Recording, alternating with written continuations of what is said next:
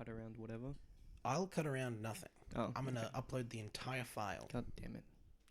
Okay. I don't. How did I start this last time? You said we probably need an intro, Okay. Yep. Again, we probably do need an intro.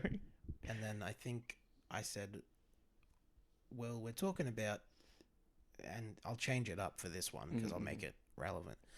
We're talking about Dynamite and Rampage from this week. That's This all week, the intro you need. That's true. That's true. And then you went, welcome back to This Week in Elite. And I said, roll credits. And you said, don't roll credits. And then I said, no, like opening credits, like starring James Williams. I don't know actors was my exact words. Okay, this makes sense for the unaired episode that got fucked up because your laptop died. Who knows, man? Who knows why that happened? Yeah. I thought you were Definitely wasn't all of the power intensive shit that I plugged into it. Yeah.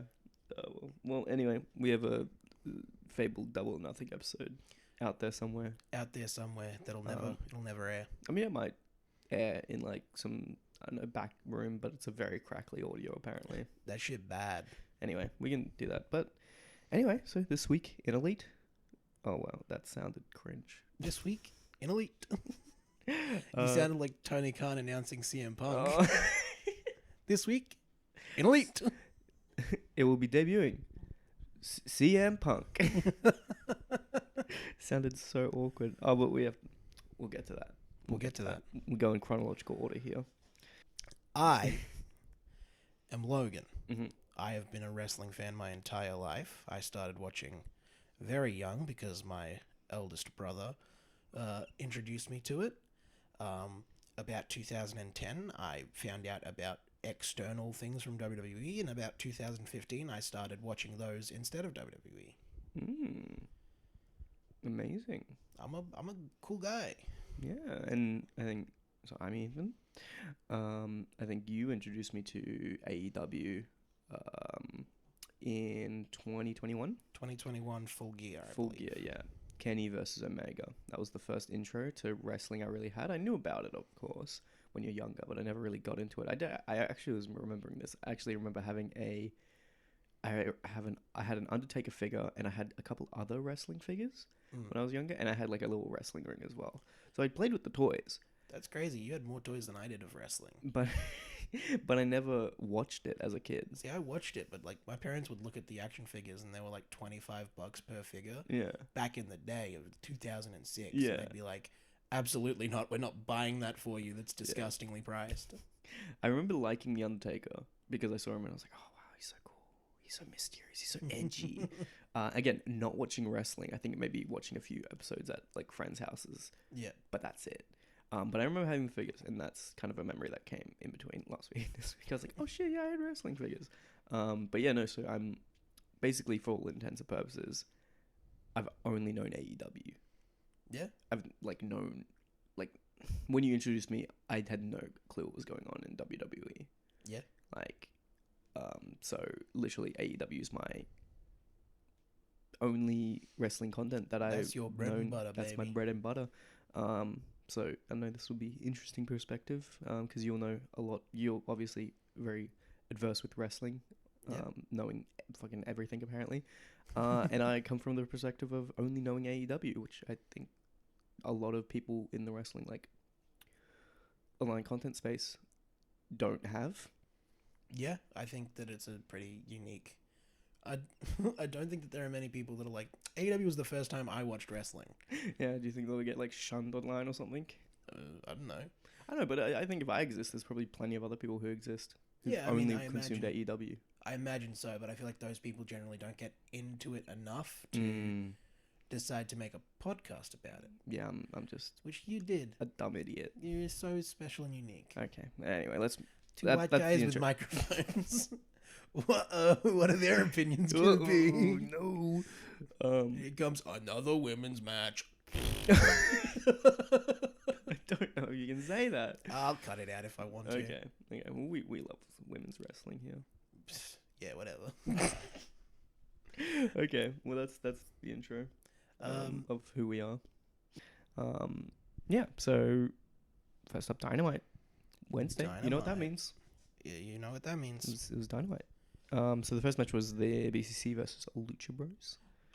With Danielson on commentary, That was true. according to my notes. Ooh, that was fun. He's good on commentary. He has I think I said he has a very Regal-esque commentary style. But I feel like Regal definitely sometimes had a tendency to get a little bit off topic, and I feel like Danielson doesn't. Like, I don't know. Maybe that's just a factor of Regal being older, maybe.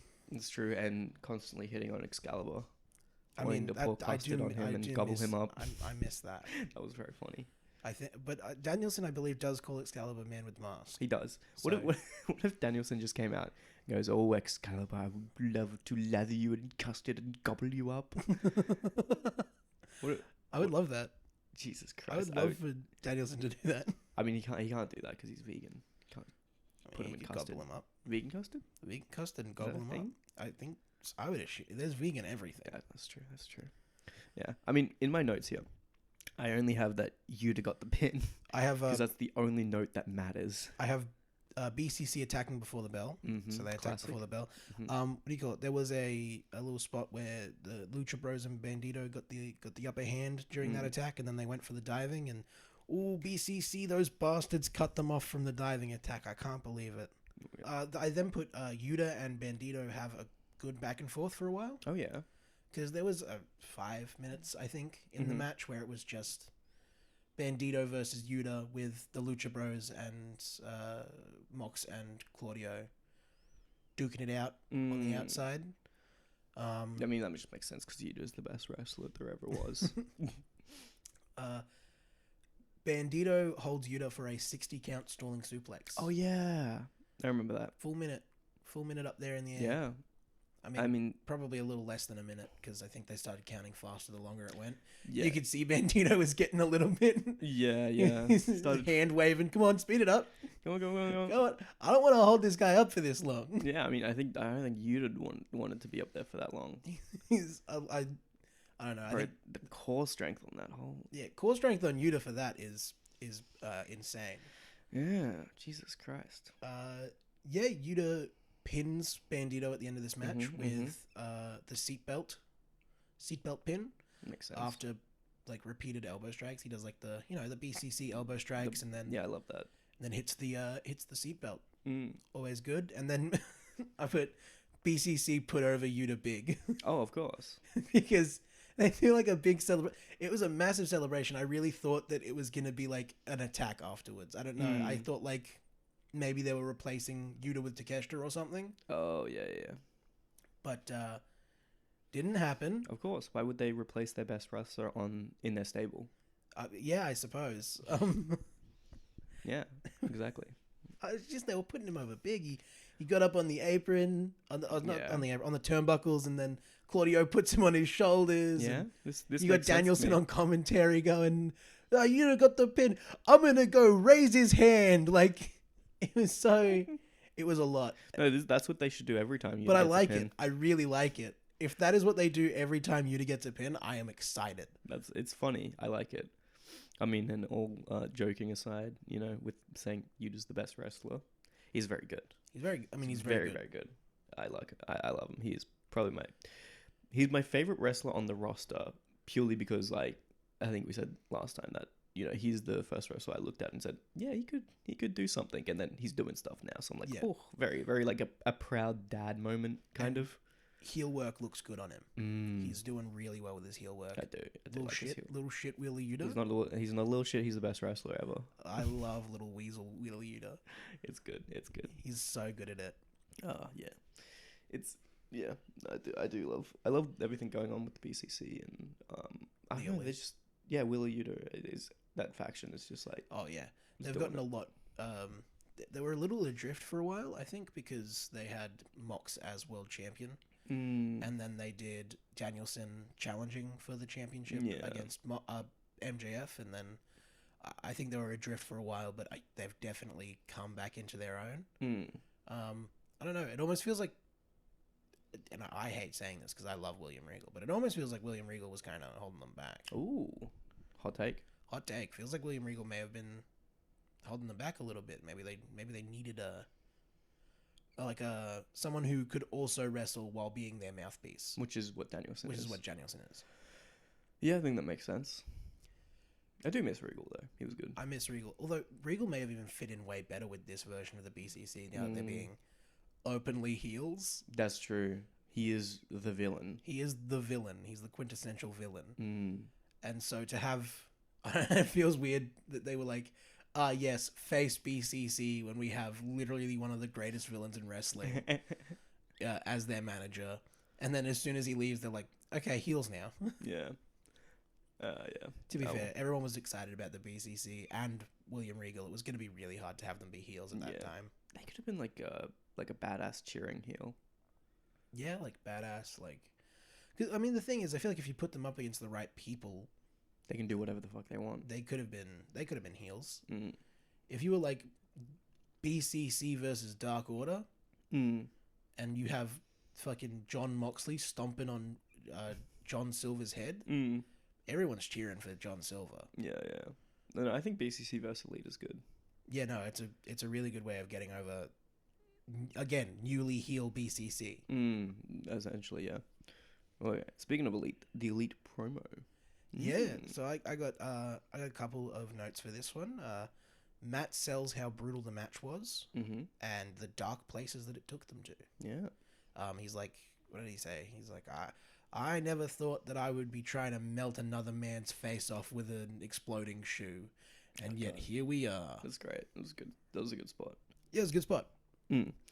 I have here that the Dark Order is mad at the Elite. They're like, oh, you took our Hangman. We want our smooching buddy back. Yeah, so I've got... Nick says they won't stay down. And then he also says they are... What is the heart, the soul, the spirit, the Elite. Yeah. He does that line again. Hangman then says that the BCC relies on numbers. Ooh, he says, for people that like to think of themselves as the best at this... They sure do rely on numbers a lot. No, they're just that good. Which is true, little weasels. No, they're that good, you know. I bet you it's little weasel Wheeler Yuta. No way. And then the Dark Order interrupts, and they're big mad at Hangman. They're like, "Where did you forget about us?" He did. Did you maybe forget about us a little bit? Maybe. We've been trying to message you. Have you watched? Being the Elite? We were trying to message you. He's just not answering his phone. He's ignoring them. Yeah, and rightfully so though. I mean, yeah. If I had the choice of being in the wrestling group, the Elite or the Dark Order, I'm choosing the Elite. I think. Yeah. Even though I love John Silver. Yeah. The Elite is the better group. Yeah. As someone who came in and didn't know, like I came in after Brody Lee. Yeah. I came in after Brody Lee's passing, and so the Dark Order to me has always been like a faction that's not really a faction. Yeah. They've just been, and I've been saying for a while that they should probably either do something with the Dark Order or like not exactly break them up because, you know, amicably part ways. Yeah. Or like, you know, you're still a part of the Dark Order, but maybe they don't need to be presented as together on screen all the time. Yeah. Have John Silver go off and do something by himself. I feel like it's hindering a lot of the wrestlers that are in it. Alex Reynolds probably would be demolished by not having John Silver with him if he didn't have to.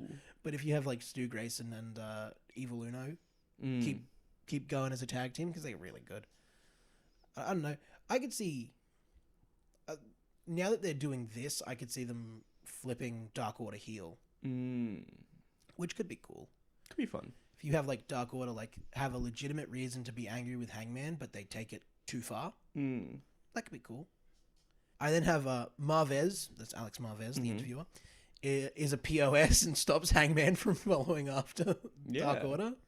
What the fuck was up with that? No, Hangman, before you follow the Dark Order, I need to ask you this question. Yeah. As though Hangman's the only person that's going to know the answer to, is Kenny Omega in Canada? Yeah, well, because they're smooching buddies. Yeah, but the Young Bucks are right there. And he's like, no, you have to tell me, Hangman. Yeah, but again, Hangman is the smooching buddy of Kenny Omega. He is. And Nick Jackson has a wife. He can't do it. And so does Matt Jackson. They both have wives. They both have wives and kids. They can't be smooching buddies. They can't be smooching buddies. Yeah. Technically, Hangman does also have a wife and a child. But he can be a smooch. But he can be a smooching buddy. His wife's cool with it. His wife's cool and based. His wife goes, "Oh she, yeah." She knows that the boys is forever. Yeah, she knows that the Kenny Omega and the boys are forever. It makes sense. And then Hangman says Kenny is out of the country, but he's not in Canada. Oh my god, where could he be? Where could he be? Where does Kenny Omega like to go? Where does Kenny like to go? That's not Canada. I mean, Canada's his home. Yeah, where else would he like to go? Where else would he like to go? Could it be Japan? Could it be Japan, maybe, do you think? No, so, okay, Kenny's in Japan. Kenny's in Japan. Who could he be getting? Kota Ibushi, maybe? No, that's impossible. Shut the fuck up, dude. Okada, perhaps? What? I think they did announce... I don't know if this is true, and I'm going to fact check myself after the fact and cut this out if I'm wrong. Mm-hmm. But I'm pretty sure that I read that on a recent New Japan thing, they announced that at Forbidden Door it's going to be Danielson versus Okada. Just saying, if it's not Kota Ibushi, Kazuchika Okada's right there. That's true, but it has to be Kota. It does have to be Kota. It has to be. Because I really want after this for Kota and Kenny to go on a little smooch fest tag team. Smooch fest tag team. That's true. All right. Well, it was a solid promo. After that, we have the Jay White and Juice promo. Oh shit! I missed that. You missed that? In my notes. Wow, I didn't you put down suck. notes. Wow. Jay White and Juice promo. That was good. I liked that. Give Jay White a microphone more often. Yeah. A live microphone in front of the crowd. Bullet Club Gold. He's so good. It's funny. I put Jay White loves Tony, but there are so many Tonys. I don't know. Tony Schiavone. That's it. Oh yeah, because they were like they were both holding on to him. Yeah, because I loved that. Yeah, they were like directing him where to go. Showing him where he could stand. Yeah, I mean, it was very funny. It was good. They were just like crowding him and just like cuddling him. Tony Schiavone needs it. He needs the cuddles. And I put my other note as Juice did not say he was rock hard. Unfortunate. I really Unfortunate for you. I do love Juice screaming, "I'm rock hard." Oh, I hate it. So good. I love Juice Robinson as a second to someone. I just Juice Robinson. He really like, I don't know what it is with him. I'm just like, I don't like this guy. I really I will say I wasn't vibing with his initial feud with Ricky until Jay White got involved, and then I started heavy vibing with Juice Robinson. Because you're like, well, obviously this guy's not going to fight Jay White. The minute that there's that he's like, so like when he's like just crazy by himself, I'm like, whatever, dude. The minute that he's crazy next to someone who's not, love it. That makes sense. Yeah, but it was a funny promo. FTR came out. I don't know why I didn't write that down. I believe that Jay was essentially just like, "Oh, do you want to join Bullet Club Gold?" And of course they said yes. And I really thought they were going to say yes. Really? No, I didn't. But I would have. That's true. If Jay White came up to me and said, "Oh, hey brother, how's it going?" In my, that's exactly how he sounds. That is exactly how he sounds. It's so weird hearing a New Zealand person in AEW. It's almost. I mean, it's a weird. little bit weirder than hearing Toni Storm, an Australian person speaking. That's true. Wrestling, especially when she has a very similar accent to us. That's true. Yeah. It's like not just an Australian accent. It's our Australian accent. Yeah. It's like I could drive 30 minutes and hear 1,000 people at the beach that sound like her. Yeah, exactly. But yeah, no. So Jay White goes, "Oh, hey bros, want to join Bullet Club Gold?" And they said, "No, siree." Oh, they did. They declined, and then there was a little bit of a FTR promo that I can't really remember the substance of, but that eventuated in Jay White and Juice Robinson attacking FTR. Makes sense, yeah. Juice Robinson hits the I don't know what it's called really, but I always just call it the Juice is Loose. His little front face lock face buster thing that he does. Oh yeah. And then out comes Ricky Starks. Nice. Ricky Starks comes out, he makes the saves. He says, "No, hey, Stop it. Stop it, you rascals. You rabble rousers, get out of here. Get out of here, you guys. I hate you, he says. And then he goes, oh, I order. And then he challenges Jay White to a match next week with Juice Robinson banned from ringside. It's going to be good. It's going to be great. Going to be a good match, hopefully. And then after that, Tony Khan has a little announcement. I wonder what that'll be. What'll that be? What will that be? We didn't spoil it at all. I wrote down, Tony Khan is a reptile. Bro has to think about blinking. I agree. Like whenever, okay, so oh my God, Tony Khan, love him to bits. I can feel his awkwardness. I can feel it too. I know those segments are probably pre-recorded. If they're live, that's a dumb decision. Those segments are pre-recorded. They feel like they either did them in one take or they did he does I don't know. That's the best take, and they did multiple. He's really bad at these. Yeah. AEW needs an on-screen authority figure. Yeah. That doesn't show up too often, but can speak. I feel like he's fine. I do love Tony Khan. I think that the thing that makes it fine for me most of the time is he doesn't show up very often. That's true. It is like a special thing, but he's there going like... Recently, he's been showing up every week. And granted, they've been announcing specifically what they are announcing. So like, we're going to do where the first episode of Collision will be taking place. Yeah. We're going to be doing an announcement about the first episode of Collision. They're announcing the announcement of the announcement of the announcement. They're announcing the announcement that announces that the announcement will happen at the announcement of the announcement. That makes sense. All Elite Wrestling. Yeah. But he very much looks very awkward when he does them. He goes, "Hello, AEW fans. I'm Tony Khan, and I have an announcement for you. In Chicago, we for Collision, we the first episode of Collision will feature CM Punk. CM Punk." So awkward. It's great. I love him. I go between loving that he does these and being like, get someone who can do them better. I like it in a way. I like, what do you call it?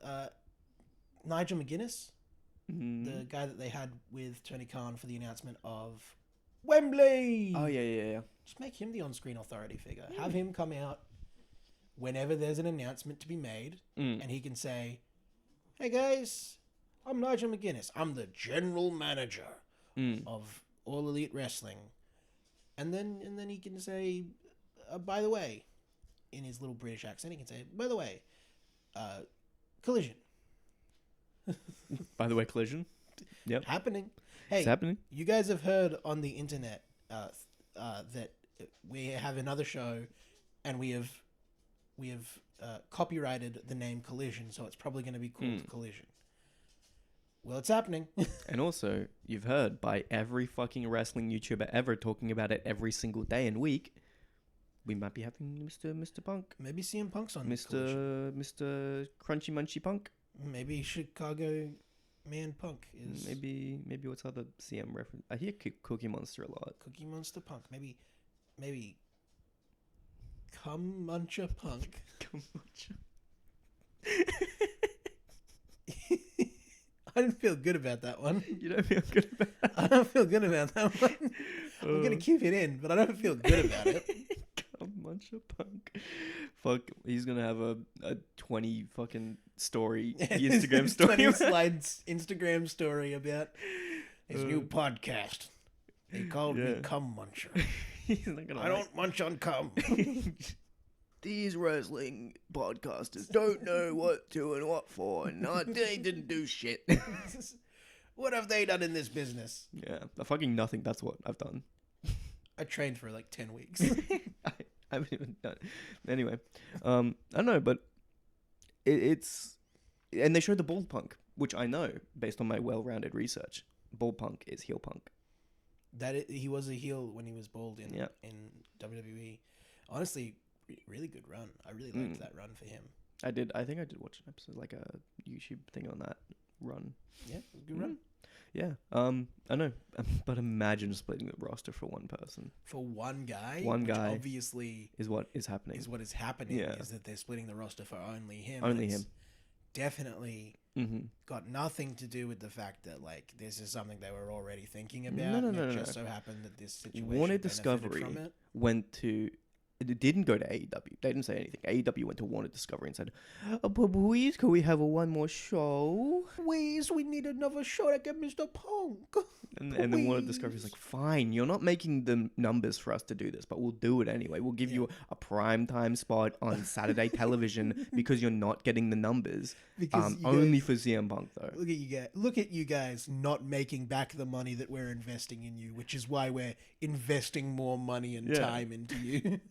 I don't know. I always found that really annoying when I'd watch like wrestling YouTubers and be like, imagine splitting the roster for one person. It was like, do you understand how TV works? Do you understand how the television industry works? Like, making a whole nother show for one person is not viable at all. It's not gonna happen. Like, it can be a happy accident, but to actually get that show greenlit, produced, funded, takes a lot of steps before you're like, let's split the roster. Like, it's not just a willy. Like, it seemed like when people were talking about it, they were like, oh, it's a willy-nilly. Like, they just did it because, oh, no, we need it. It's like, that process would have been talked about in the making for like probably a year or more. Probably back when CM Punk was in the roster. Something tells me Punk was already there. There still, and Brawl Out hadn't happened. Yeah. When they started talking about this. That is probably because like Warner's just not gonna fucking. Anyway, that's my rant. Being a fucking little film nerd, little TV, little film. That's me putting my film degree to use. Film degree? What?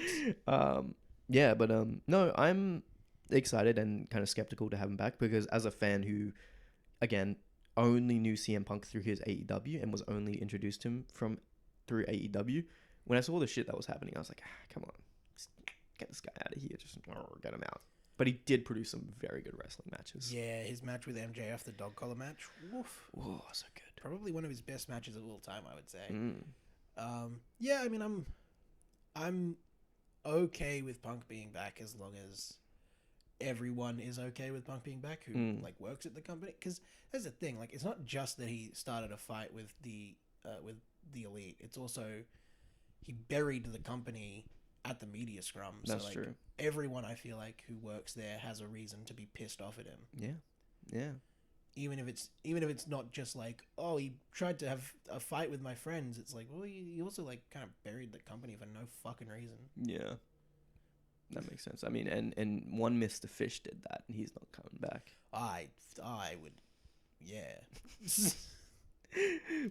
Okay, I'm gonna call him that from now on, Mr. Fish. Fish. Okay, so after that, we had a little Punk talk, little Chicago man Punk talk. Little Chicago boy Punk. There's a 3-way that happened. Wait. With Trent, Bill, and Swerve. Yo, Bill is the perfect disruptor for this kind of match. Mm-hmm. I love Swerve. I love Trent. They're both really good. Bill, I'd never been hot on Bill. I remember him from WWE. He was not great there. I've not seen much of his work outside of WWE, but this match definitely sold me a lot on Bill. Mm-hmm. He is good.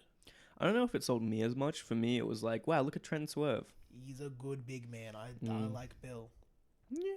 I'll still hold out on my opinions on him. Not opinions, but like, I'll wait and see more.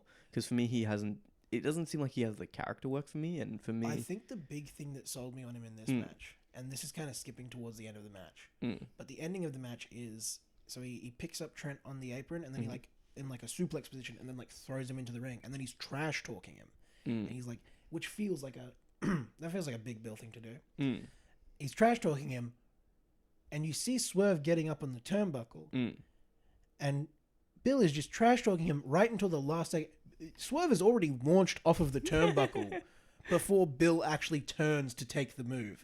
It looks nasty. Yeah. Bill made that look so good with the trash talk and then turning at the last second, still managing to catch the move correct. Oh, yeah. Oh, fuck. Yeah. That spot really did sell me big on Bill. I mean, the whole match, I was like, Bill's pretty good in this. Bill's pretty good in this. And then he did that. That spot sold me on Bill. Fair. I don't know. I need more. I need more character work. I need more character work. I don't know. Like, okay, they probably. I think he would either need like a promo or something to sell me. But they're probably not going to give. Don't give him a mic. Oh, okay. Well, not a mic, but I don't know. Give him a manager, if anything. Yeah. Oh, he doesn't he have a manager? I mean, Stokely, technically, but Stokely hasn't been on TV since, yeah, where the fuck is Stokely? What do you call it? The Hardy, the firm deletion. He got ran over by some kids and he's dead. Yeah. He got, yeah. Well, yeah, I miss Stokely. But sorry. Bill and Moriarty as well are just, Mm. like, good together, I think. I like their little dynamic. It is fun. And then what do I have here? I just have that Swerve got the pin on Trent. It was pretty obvious that Swerve was going to win this. Yeah. I think. It was pretty obvious that Swerve would be the winner. Trent's good. Like, we don't see Trent in singles much. We don't. And he's really good at it. Yeah. And I would like to see him more. I'd like to see more of Trent. Put out your little clipboard like, yes, I would like to see more of Trent, please. I'll put it in my little notes that I send to Tony Khan every week. That's true. And he reads them and gives you a really awkward hug. I email them and I email Tony Khan every week and I say, more Trent, More Jamie. less Serena. She hasn't been in the company for ages. It's been like a year. I mean, good. Good, but also I hope she's doing well. Yeah. I hope that there's nothing keeping her away that is bad.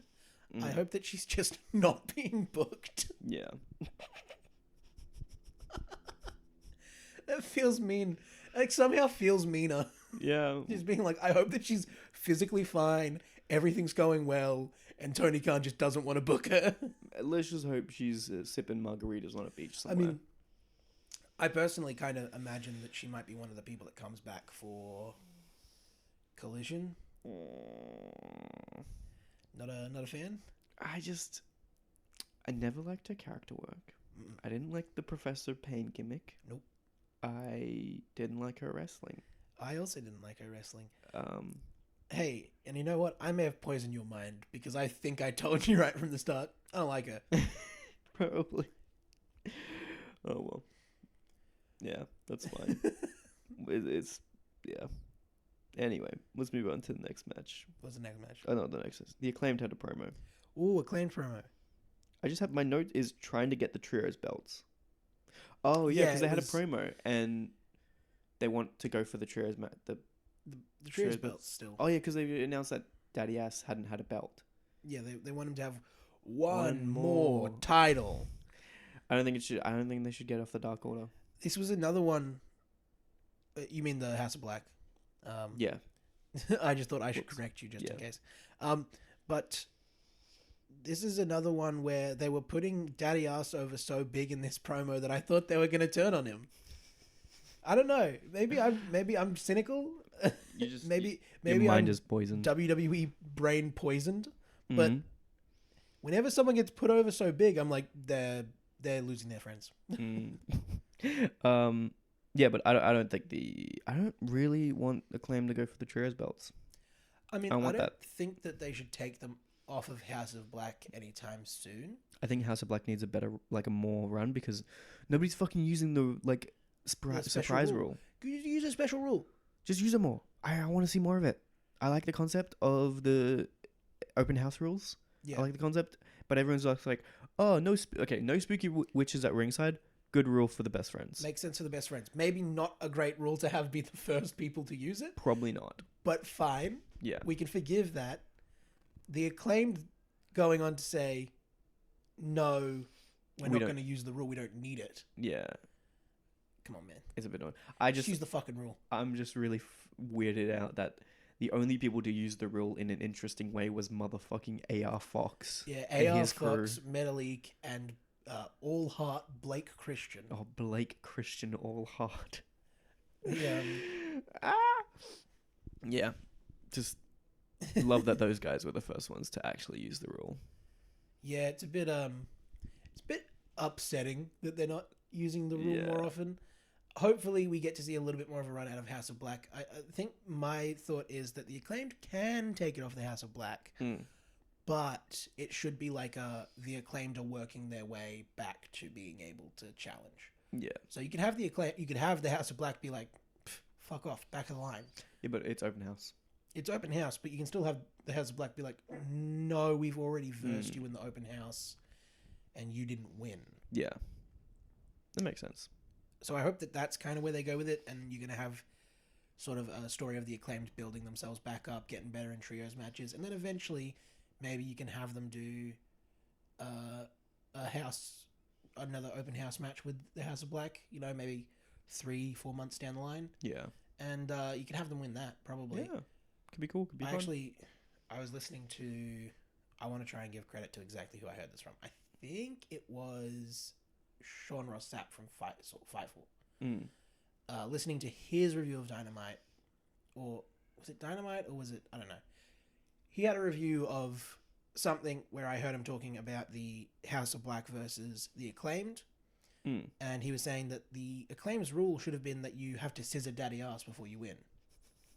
Because that would have been great. It's a silly rule, but then he then explains why that rule works so well, which is like, can you imagine daddy ass takes that black mass at the pay-per-view, yeah, and then Malachi picks up his hand and then real sarcastically scissors it, yeah, and then pins him. The amount of heat that Malachi would get for that? That would be great. Yeah, no, that's a good idea. That's a good idea. It's a great idea. Yeah, fucking hire Sean Ross Sapp. I mean, hindsight 2020. Yeah, hindsight's 2020. But also, like, you could have come up with something. Yeah, it's very, indeed. And then next was Don and Takeshita. And a good heat. Don is getting great heat. Yo, he was getting Christian heat. Ooh. He's getting Christian Cage heat. Good shit, yeah. And it kind of seems like Don is building his own group. Yeah, so... Which is exciting. I was sort of wondering after the... I mean, everyone was wondering after...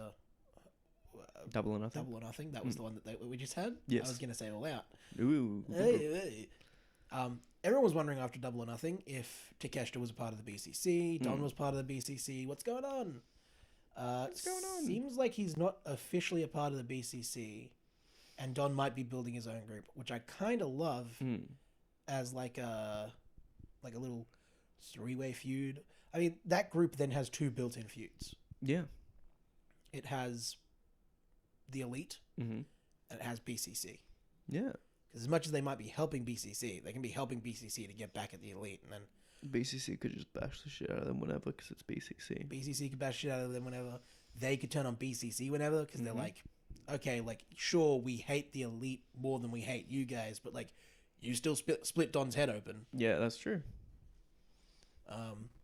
That makes sense, yeah. No, but I'm excited who else they get in. Takeshita's good. I feel like they need someone with not more experience, but, like, someone older as well. Yeah. Like not an older wrestler, but, like, maybe like an older kind of guy. Yeah. Yeah, I mean, that could work. I would think of putting, like... So, Andrade's back for Los Facción Ingobernables. Los Facción Ingobernables. Los Facción Ingobernables.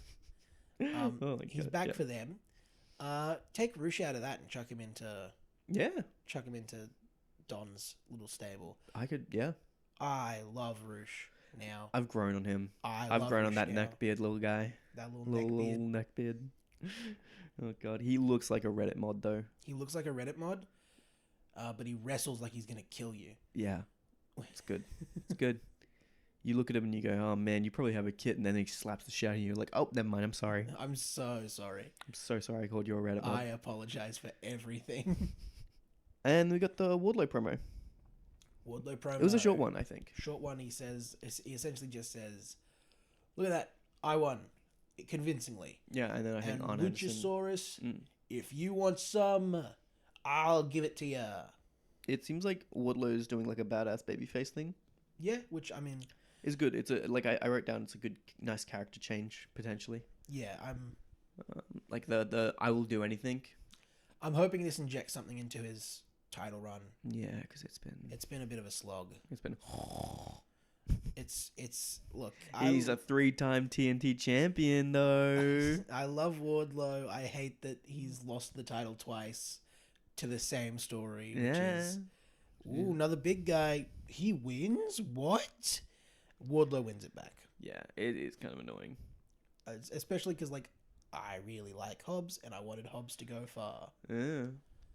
But, no, I don't know. But Hobbs was on the press release for Collision, so hopefully that means that they've got big plans for him on Collision, hopefully. Hopefully. He does seem like he could be a real menace, I think. A menace of a guy. But yeah, it is a shame, like, Wardlow's run has been kind of, like, a bit... I don't know, ever since I've been watching, I think we talked about this last time, the unaired episode.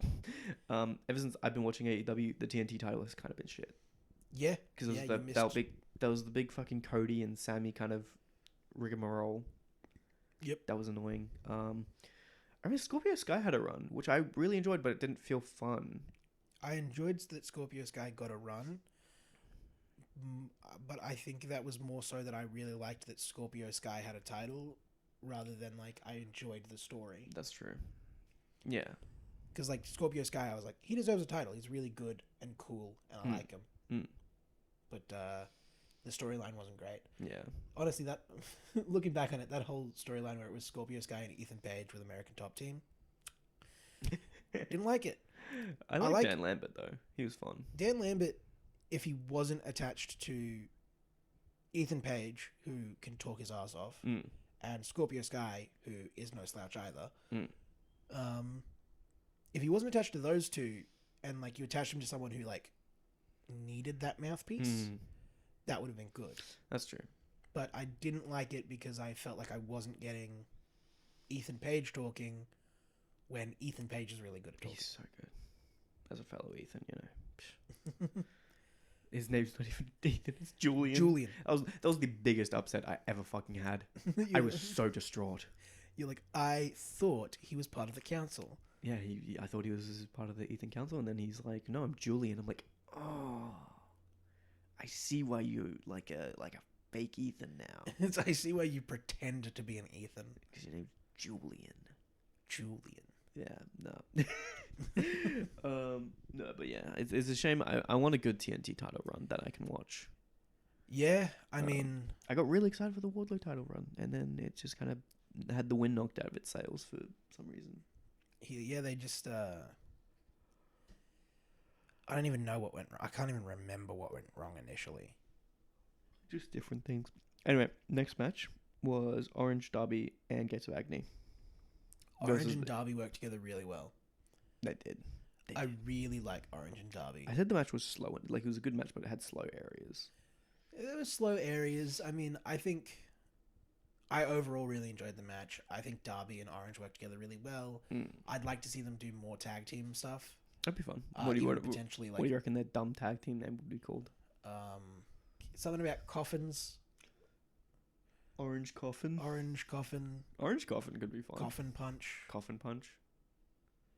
Because Orange Punch. Yeah, but I'm just thinking Coffin Punch sounds like a... That sounds like a metalcore band. Sounds like a tablet you would take. What? Yeah, I don't know why. It's just like... For me, Coffin Punch sounds like a metalcore band. Yeah, I feel like it was like, oh, have some Coffin Punch to, like, I don't know, like a Coffin Punch. I mean, Coffin Punch sounds like something that like a juice brand would call their juice for Halloween. October for Halloween. That's true. Yeah. No, Coffin Punch. Coffin New shirts. Punch. Put them together. Yeah. I had that Derby gets the pin, and then Sting comes out. Sting comes out, and he says, Sting! You're not beating him up after the match, you pieces of shit. That's fair. I don't know. It was a good solid match. You're right. Derby and Orange do work well together. Oh, and Toa Leona?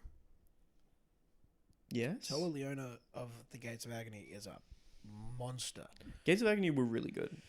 And he to me should be doing singles. Something singles. Get him away from the other one. The other one's fine. I don't hate the other one. Bishop Khan. I don't know. I really don't want to get these names wrong. Yeah, I really don't want to get these names wrong. Well, I can get the names wrong because I've only been watching wrestling since 2021. Yeah, You're a fucking lifer, dude. to get Toa Leona away from Bishop Khan, because I truly think that they can actually do more separately than they can do together. They Toa were a good Leona tag team. I liked when they were like hitting each other and stuff. It was funny. Yeah, I think Toa Leona could absolutely be like a beastly international champion. Get him in there, have him win that championship. Kind of sick, but obviously, there's not really the story there right now. No. And yeah, Bishop Khan is another one that I'm like, I could probably do more by himself. You could have him, I think he would probably be a good ROH TV champion, or. That's true. I don't think as big time as maybe Swerve or Orange, but he could like a nice little workhorse run. Yeah, a nice little workhorse run. Yeah, it could be fun. Could be cool. There was a Max promo. I just put funny. I don't even know what Max said. Forgot. He was talking about being the best and the usual rigmarole Max promo. I proved that I'm better than any of the other pillars. I proved that I'm the pillar. Right. Yeah, that's it. That sort of thing. Playing little guy. I think he called himself the best in the world, maybe. Oh, yeah. To me, hints at maybe a little bit of a CM Punk thing. You can't have CM Punk be the one to beat Max, though. I think that if CM Punk challenges for the championship, the first time he needs to lose this time. Yeah, 100%. I think you can have... I'm not going to say that you can't have him win the championship, because I think that with the right storyline, you absolutely can. I just don't think you can have him come back and immediately win the championship. No, I don't think that would be... I think that would put a salty, sour taste in people's mouths. Yeah. Look, there's a massive... It's like I said last time. You can get people that like CM Punk to boo him with the right storyline. Yeah. Right now, you cannot get people who dislike CM Punk to cheer him with the right storyline. Yeah. So it only really makes sense to have him come back as a heel. I think that eventually you could probably turn him face. I think you need to give people time to forget what happened and remember how good CM Punk actually can be. Yeah. And then I think you might be able to get that sort of thing to happen, where organically turn him babyface. Yeah. No, I agree. That's fair. But Hook almost had a promo. Almost. And Hook was maybe going to speak. And he was, but then he was interrupted by Jose, the assistant, who was speaking a lot. Yeah, and well. Like, he was a good mouthpiece. Yeah, very interesting. Because I just remember the first moment we would always see Jose with Andrade, and then he never really spoke beyond like, yes, Andrade. But it was in a match. Someone pushed him over, and we're like, "Oh, Jose, haha!" He rips off his shirt. He's jacked. We're like, jacked beyond belief. Why is he so jacked? We're like, he's Jose, the assistant. Why is he jacked? It was great. It was a good moment. Now he's doing a promo and he's good at it. Yeah. And wow. Yeah. Anyway, yeah. So, what a little faction and Goblin Ivy beat up Hook and stuff, and then Jungle Boy comes out. Jungle Boy makes the save. We're getting Jungle Hook. Jungle Hook. The return of Jungle Hook. I'm here for it. I'm here for it. I saw a lot of people online speculating that this was going to lead to Jungle Boy turning on Hook and turning heel. Mm-hmm. I'm not down for that. That does make sense to me. I'm fine. I'll give it the chance, right? If it happens, I'll give it a chance. But to me, Jungle Boy is forever a babyface. Keep him a babyface forever. He's getting over as a babyface. He doesn't need to be a heel. No, I'm excited for Jungle Hook. It was a fun run. It's a fun run. Like, the couple matches they had, they worked well together. I think that having them be a part of the tag team division is only going to be like an addition. It's not going to take away from anyone else, I don't think. Just sucks that they have so many good tag teams, because like I want to say like, oh, put the tag belts on Jungle Boy and Hook, but I'm also like, keep the tag belts on FTR, or put the tag belts on Jay White and Jay White and who? Jay White and Ricky, not Ricky. Juice Robinson. No, don't do that. Put them Why would you do that? Juice Robinson. No. Or what was the other tag? I don't want him tapping the belt and saying rock hard. Put them on Orange Cassidy and Darby Allin. There's so many teams that I want to have There's only one a team I tag want team coming title back as run. Coda, and I want Golden Lovers V2, Golden Electric Lovers- Boogaloo. Golden Lovers 2, Electric Boogaloo. I want that. Little I smooching think it would buddies. actually technically be Golden Lovers 3. Oh. Because there was Golden Lovers and then Bullet Club and then Golden Lovers again at sort of towards the tail end of Bullet Club before he left. Mm. So they'd be Golden Lovers 3. Wow. Okay. Whatever, dude. Maybe put Darby, Sting, and Orange Cassidy together and have them do trios. That makes sense. Get Sting one more title run. Get Sting one more title run. That's fair. They should. Okay, and then after that little Jungle Hook kind of teaser, Little teaser. Tony Storm had a promo. Yep. I put funny Aussie accent. I just put how she's not a good heel. I don't like Tony as a heel. Look, this was probably her best Heel promo as a heel, I think.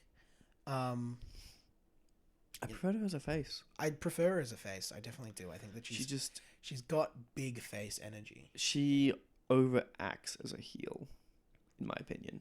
Yeah, I mean, like it seemed.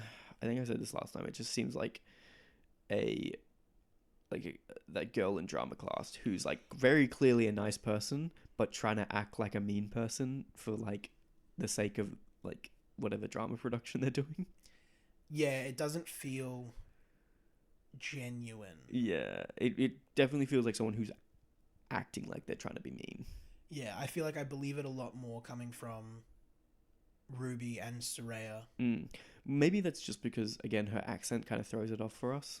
Yeah, I think that I am also like naturally inclined to just be like, they're Australian. Like, They're good. They're good. Except Carl Fletcher. Except Carl Fletcher. You can believe he's a heel because you're like, damn, I would bump into that guy when I'm out and about, and he would be like, "Well, yeah, bro, you want to go on?"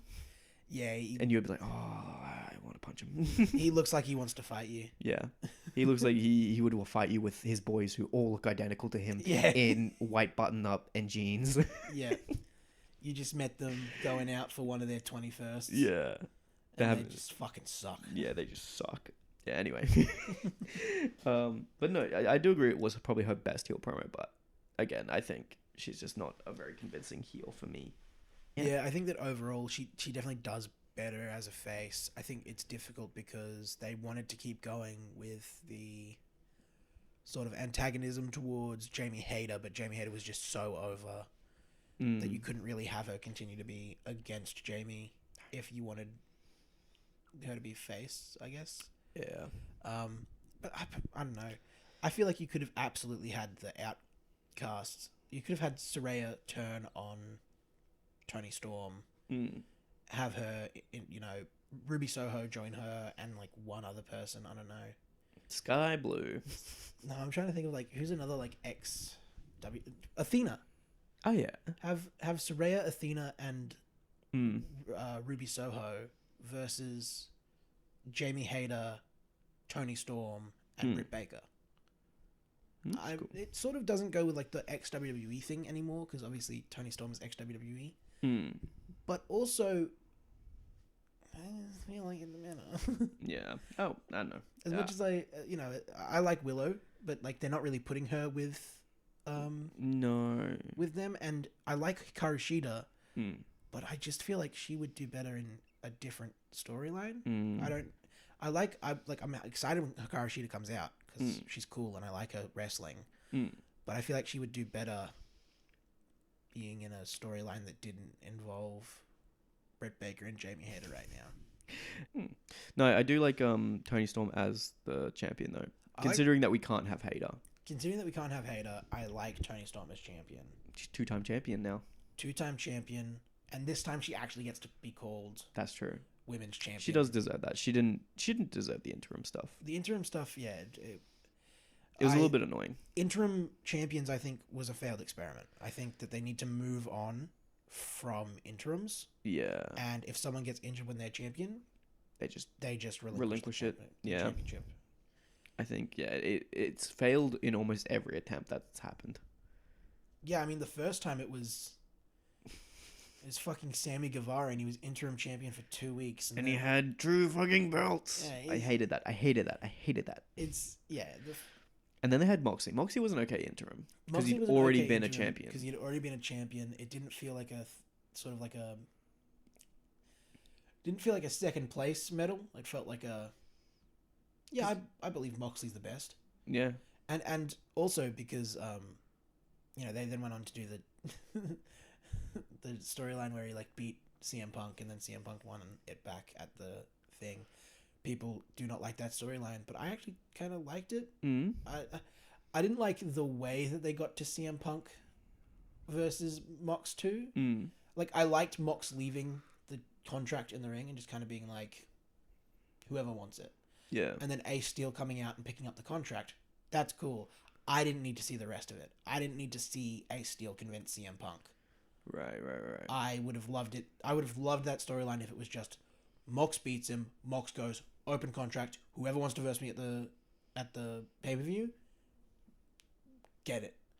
Out comes Ace Steel to pick it up, and then at the pay-per-view they're like, who's it gonna be? We all know it's gonna be CM Punk, but they go, who's it gonna be? Yeah. And then out comes CM Punk. And, maybe CM Punk's got, like, old gear on or something. Put him in the yellow, I don't know what you're talking about. Put him in the yellow trunks and kick pad covers. Because that was what he wore at Money in the Bank 2011 when he won the WWE Championship off of John Cena. Maybe that's what he comes out with to Collision win. Maybe. Who knows? Maybe. Who knows? No, I don't know. Ace still better keep his chompers away, though. Better keep those little chompers out of here. How did I get onto this topic? I don't know. It was from interim Tony Storm. Interim, blah, blah. yeah. So John Moxley worked as an interim. I think that Tony Storm did, but it didn't. Like, we just had to. Oh my god, we had to forget that it was an interim. We had to forget that it was an interim, and I think that Tony Storm would have worked better if Thunder Rosa had come back quicker, and we could have had a match. I think because it was also pretty obvious that they wanted to put on a Tony Storm anyway. Yeah. It sort of just felt like.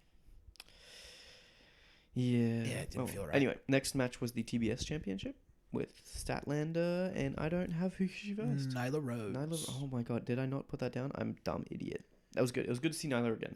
Good to see Nyla. Always love seeing Nyla.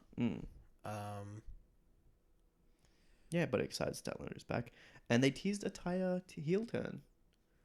They teased a Taya heel turn. She's in the back. She's all leathered up and slicked back hair. That honestly works for me. Yeah. I think it's a good.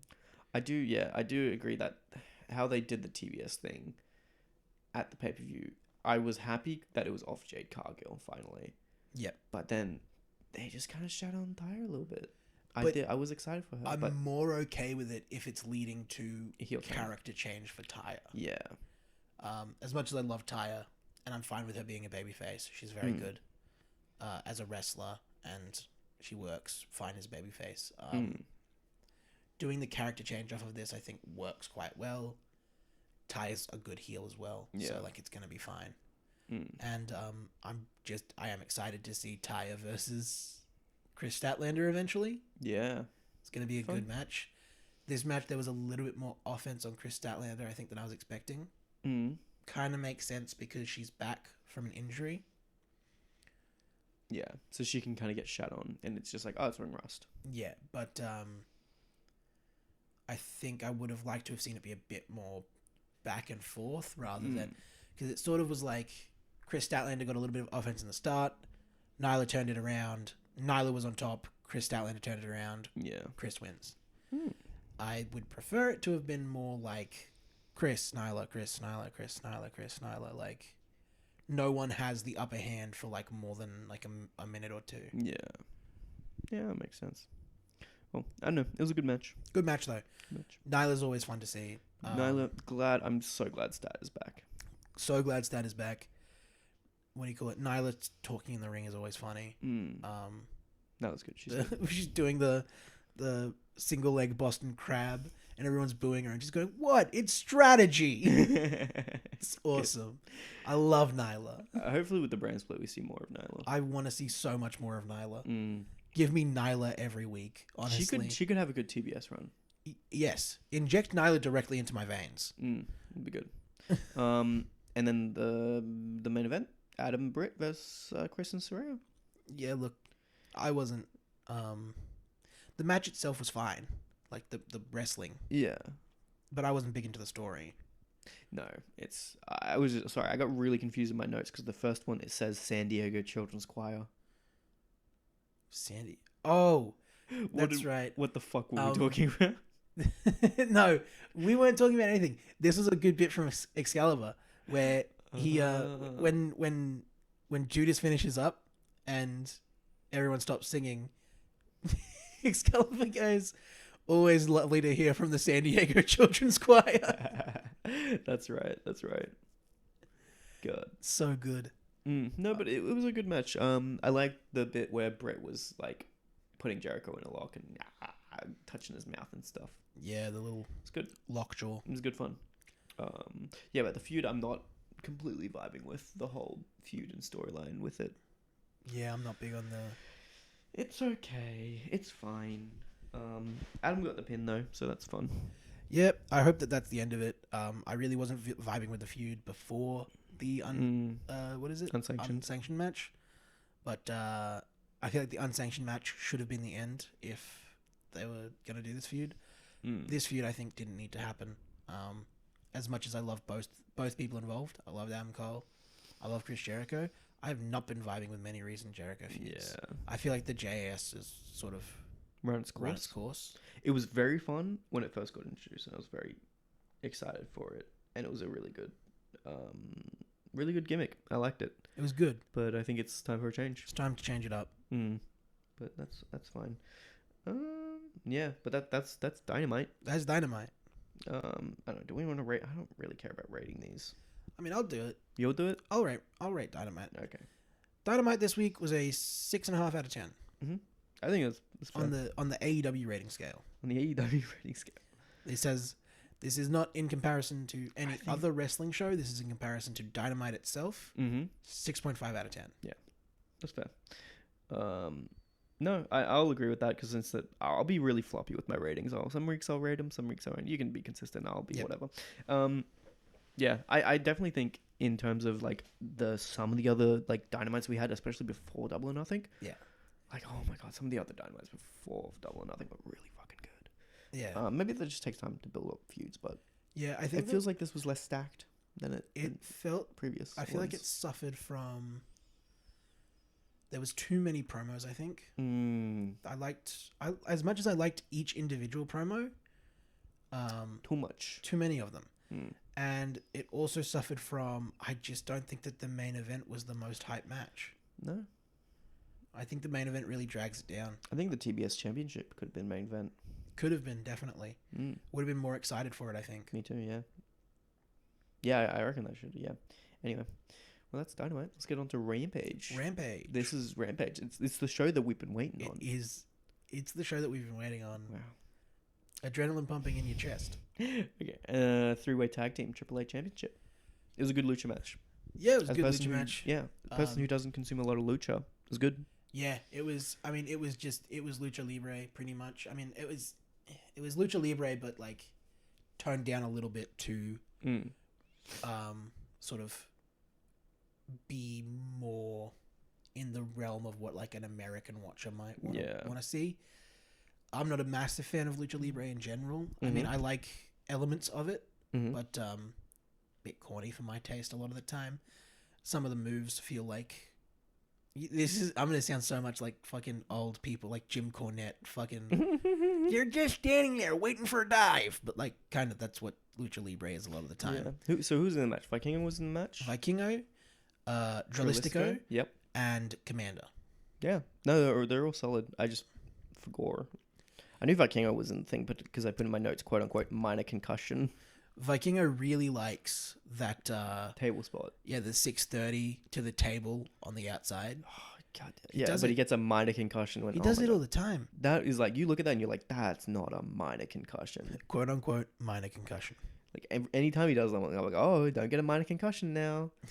Like, because you look at that and you're like, you should be out. And then you look at how, like, not saying that like Adam Cole or like Adam Page, like their concussions didn't look as bad, but they didn't. Like, yeah, they took the bump and you looked at that, you're like, oh, that definitely looked shitty to take, and granted, you should be out for however long you were out to get better. Yeah. But then you look at like Vikingo, like fucking twisting in the air and hitting his head on the fucking apron. Yeah, that looks bad. And you're like, ow. And they're like, oh, yeah, he had a minor concussion. I'm like, how does this work? How does a minor concussion? What is a minor concussion? What is a minor concussion? And how does that come from doing that? Yeah. I suppose that like Adam Cole did land on like the top of his head. Yeah, but the little soft part on the back of your head. That's true. What the fuck, Viking? Okay, I'm convinced that Vikingo is just like a cyborg or something now. Cyborg. Yeah, I'm convinced that Vikingo has worked through a concussion that he shouldn't have. Yeah, probably. He probably just gets dizzy spells and is like, oh, this is fine. This is fine. This is how we do it. I do a lot of flips, but, you know, that's why I'm getting dizzy. Yeah, I don't really have much to say about this match other than it was fine. Good. Vikingo's good. I'd like to see more of Vikingo in, like, actual, like, AEW matches, not just, like, here's Vikingo versus another luchador. Yeah. They were really putting over big on this show how it's, like, 3 different companies' belts. It was good. I didn't mind that. Yeah, I mean, yeah, do it. Yeah. No, it was 3 different companies. Like, hey, if AEW can be, like, the hotspot for, like, all these companies to come together, I'm down for it. Yeah. Like, literally, it benefits literally everybody. It truly does. Like, because then people go, oh, AAA, I'll check that out. Or, oh, New Japan, I'll check that. Like, it got us to watch New Japan for a little bit. But it opens up more doors. Yes, absolutely. Like, literally, it's not like... I don't like the old school idea of, you know, oh, all the companies need to be separate, and if you watch one, that's the one you watch. Yeah. It gives a more, like, freeing environment to wrestling. Like, it's less like people become so dogmatic in their own view of their own company. Yeah, except for people really don't like WWE, and WWE people really don't like anything that isn't WWE. That's what I mean. Like, if there started to be more crossovers, maybe people open up and love each other a bit more. Maybe everyone hug and get along. Hug and get along. What's the fucking Tommy Wiseau quote? I don't know. I can't remember. So maybe people in the world just need to love each other. Maybe. No, but yeah, I don't know.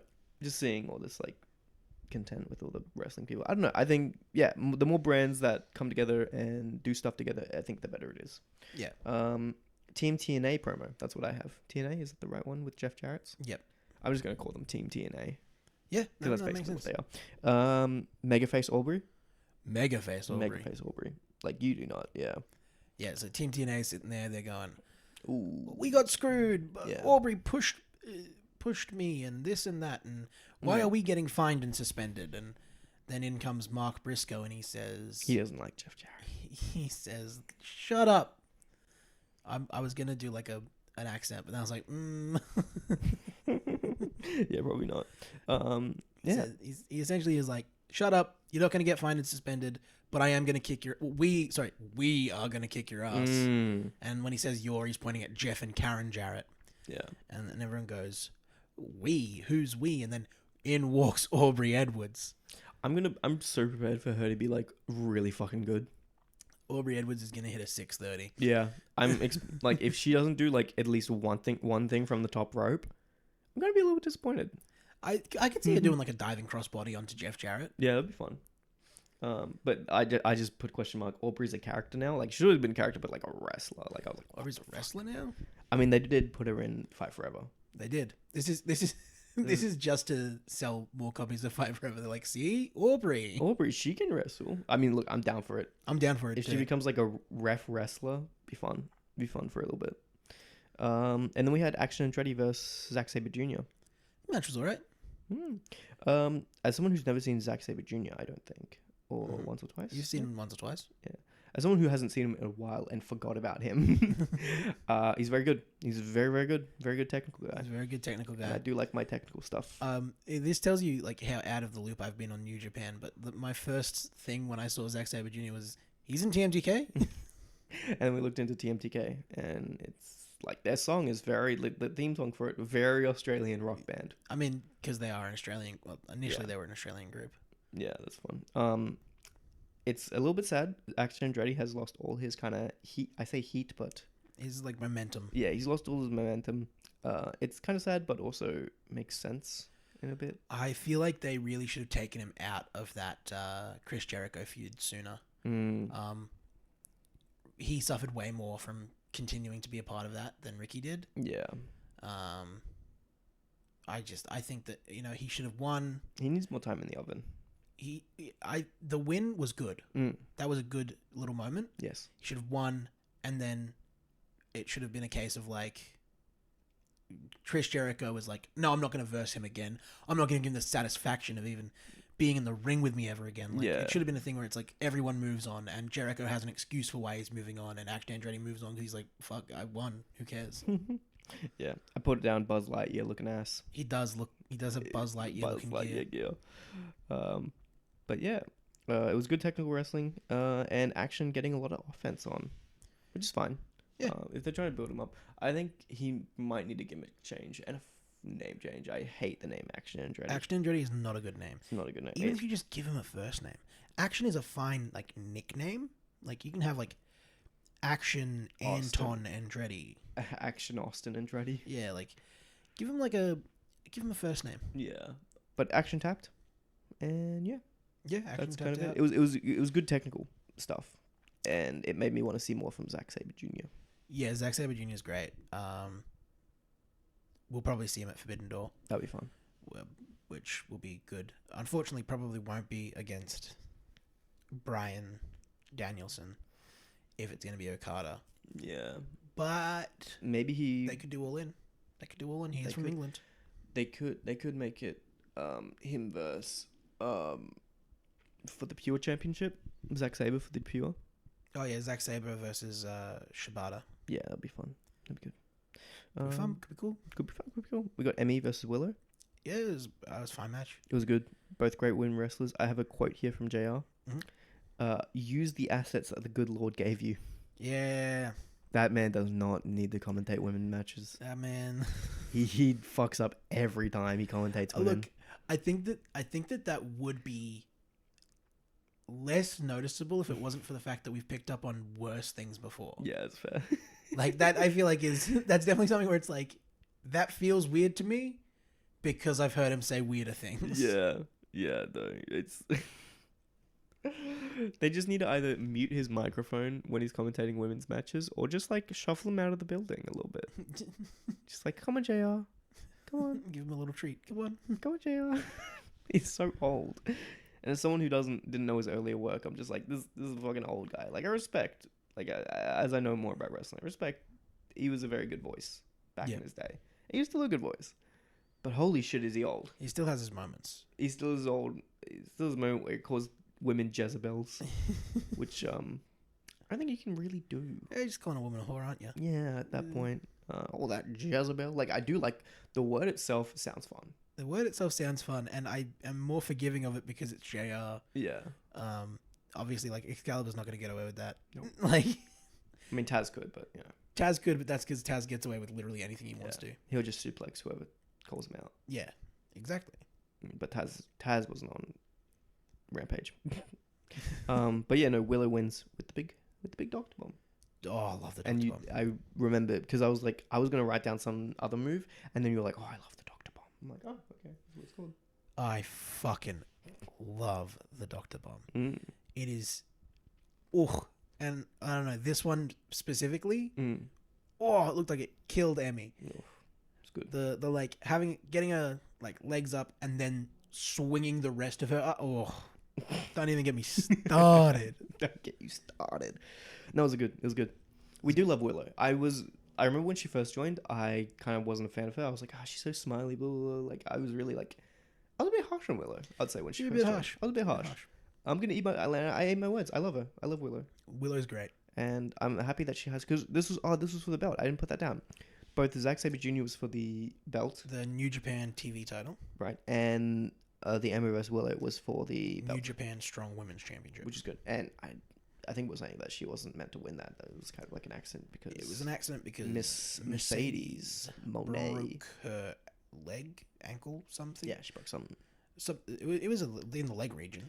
Happy accident. I think the belt design does suit Willow though. It suits Willow and everything. I was like, yeah, it's fine. Willow's great. I'm really glad that she gets a title. Accidentally. even if it wasn't supposed to happen, I'm glad that she got a title. Yeah, no, it's good. And hopefully we see Miss Monet in AEW. That would be really good. It'd be really good. It'd be good. more good women. Could be fun. And then after this, we have Shibata versus Lee Moriarty. Ooh, love this match. I think I'm a fan of pure wrestling. Yeah, pure wrestling's really good. I think I'm a good fan of it. I like the rules. I like the limited rope breaks. I like the no hitting to the face. Like, it's all fun. It's all fun. It looks cool. Shibata is a monster.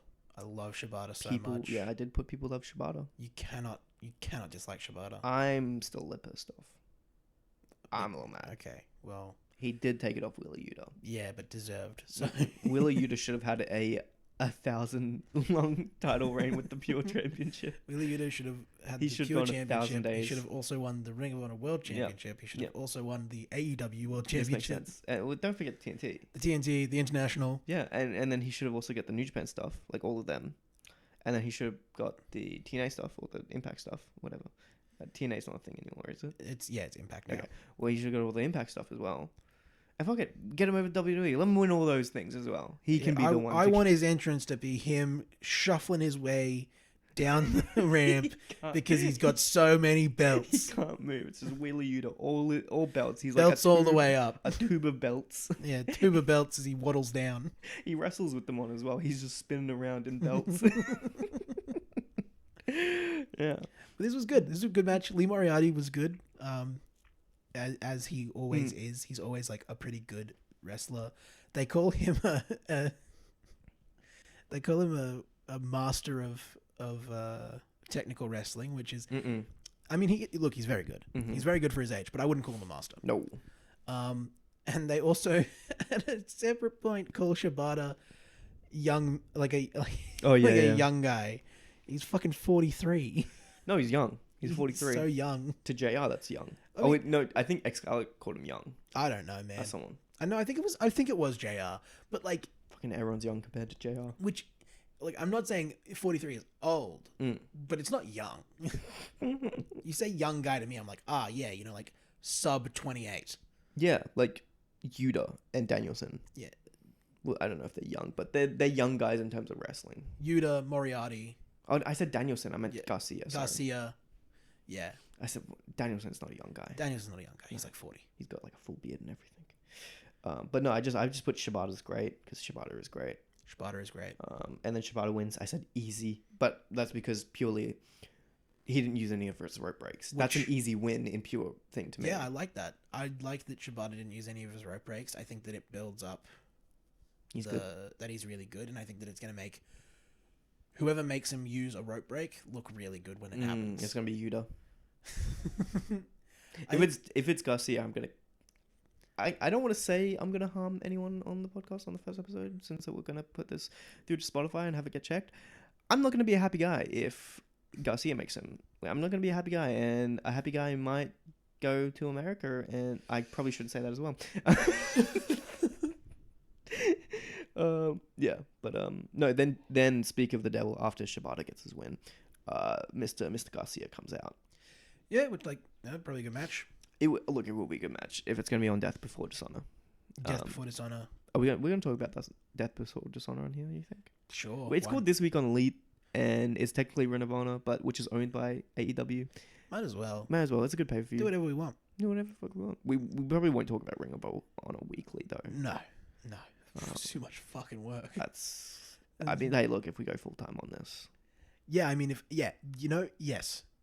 Yes, if we make money enough that we don't have to work, yes, we'll talk about I'll talk about literally every wrestling promotion if that's the case. You will?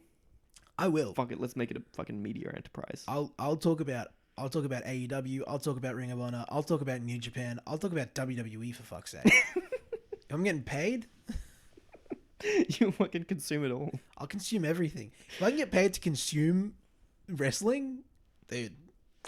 You're living the dream. I'm living the dream. Well, okay, that's far down the line, but that's all that's happened in AEW this week. You wanna rate Rampage? Rampage was a 6 out of 10. 6 out of 10. So basically, it's a little bit above average week. A little bit above average week. I did like all the titles on Rampage. I like all the titles on the line. What was the first match? I think was fine. Mm-hmm. The second match, the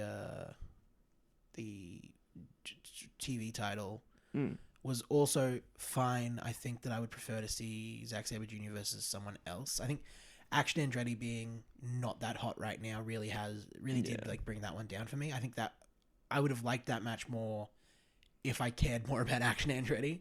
That makes sense. The women's match was good.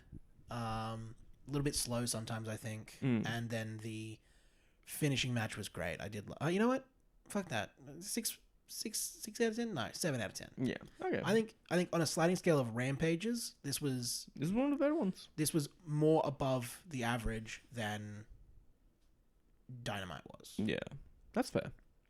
No, but it'll be interesting to see what happens with Rampage when Collision comes in. Yeah, I mean, it depends. If it becomes too close to dark, I might stop watching it. That's fair. But like, we'll have to see. We'll see. It'll be fine. But also, before we wrap up, Fight Forever's coming out pretty soon. Fight Forever. We'll probably talk about that. Talk about that when it comes out. Have a little bit of a play around and we'll pre-order that. I can just say how fun it is from a guy who doesn't nerd out with wrestling games, and you can talk about how fun it is from a guy who nerds out with wrestling games. We'll see. Yeah, because I'll probably put about. Look, I reckon by the time when it comes out to the time we talk about it, I'll probably have like 2 to 5 hours in the game, where you'll probably have like 20. And that was This Week in Elite. Wow, amazing. We'll see you next week for that week in Elite. That week. When's Chicago dropping? Not Chicago dropping.